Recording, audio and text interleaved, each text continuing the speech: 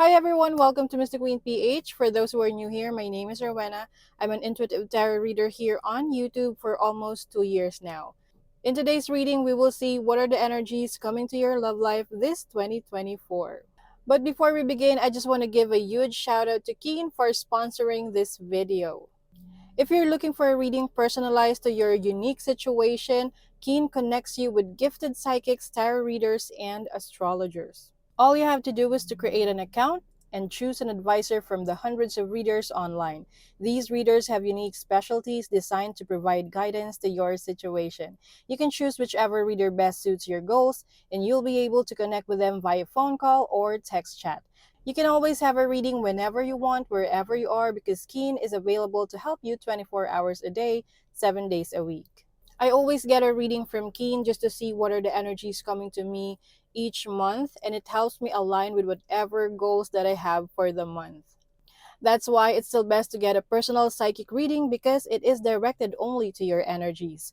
Now, here's your chance to get a personalized reading from Keen. As a new customer in Keen, you can try your first 5-minute reading for only $1. Just go to trykeen.com/QOP or click the link in my description to connect with a Keen advisor. You can also scan this QR code so you can easily access the website. This is a great deal to start a psychic reading online. Imagine it's only $1 for a 5-minute reading. Again, that's trykeen.com/QOP. The link is on the description and on the pinned comment to get a reading and enjoy a huge discount. Thank you so much for sitting through that, and thank you so much, Keen, for this opportunity. Now, let's go to your reading. Okay, Taurus, let's see what are the energies coming to your love life ngayong 2024. This is a general reading. Just take what resonates. Watch your Sun, Moon, Rising, Venus for other messages. And thank you sa lahat ng mga sumusuporta dito sa ating channel.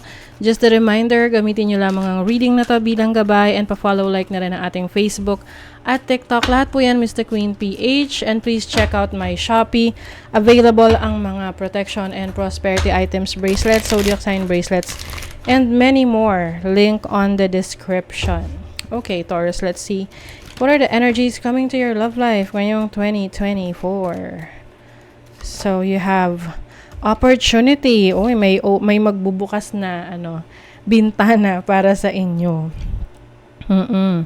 So, may opportunity for love. Okay? You have the Saturn energy, wisdom.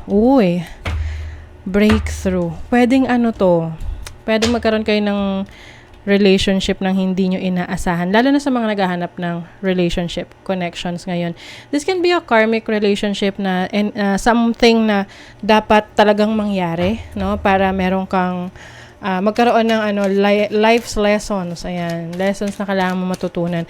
Kasi alam nyo ba, mga relationships na pinagdadaanan natin, kasama yan sa paghubog ng ating pagkatao, no? Oo, na marami tayong natututunan sa mga relationships na yan at yun yung nag-aano sa atin, make us a better version of ourselves. So, some of you pwedeng biglaan itong relationship na to, or yung iba sa inyo, yung tipong pagod na. Pagod na sa kakahintay. Oo. So, kayo na talaga yung maglalakas lang loob na, maghanap. Oo. So, may opportunity naman para sa inyo dyan. Let's see your overall energy. High Priestess, subconscious mind. And then the devil. Ooh. Merong kayo nagugustuhan na person na parang itinatago nyo lang or pinipigilan nyo yung sarili nyo to express yung pagkagusto nyo sa person na to. Or this can be a reversal energy na merong nagkakaroon ng gusto sa inyo or magkakaroon ng gusto sa inyo na tahimik lang siya pero deep within this person gusto kanyang makasama. Ganong type. So this can be a Pisces or Capricorn.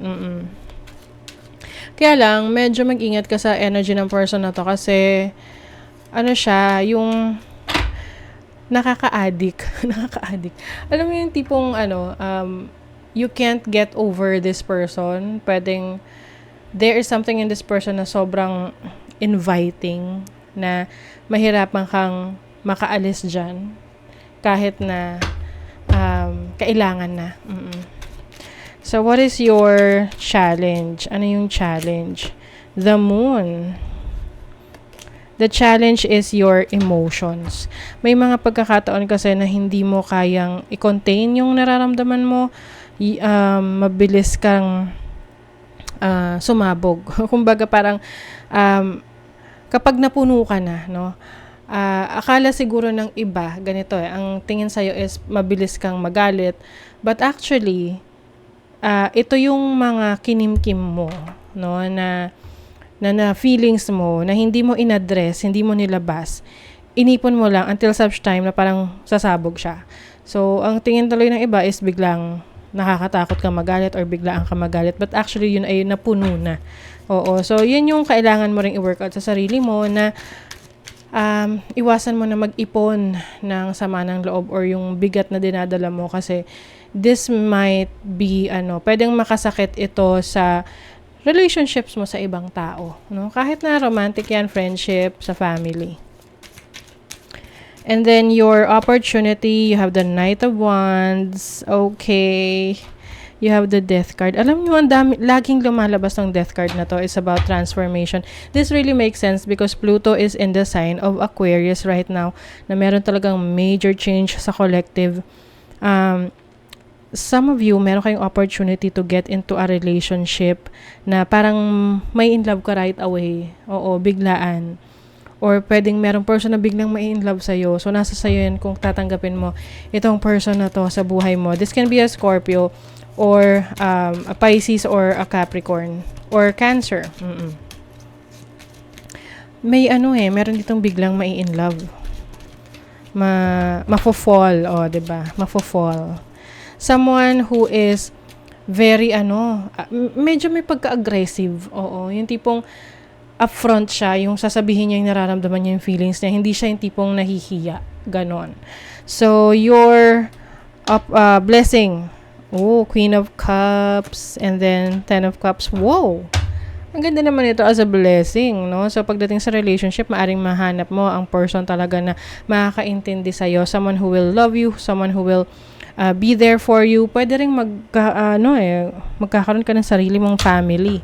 No? Magkakaroon ka ng sarili mong anak, kung wala ka pang anak. Or, you will feel that you are happy and contented sa relationship na yan. Let's see, pa for Taurus. The Golden Mirror.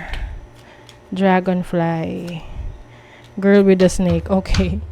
So, some of you maaring maka-experience din kayo ng connection sa ibang tao na may pagkaano sila, yung parang tatantsahin niya.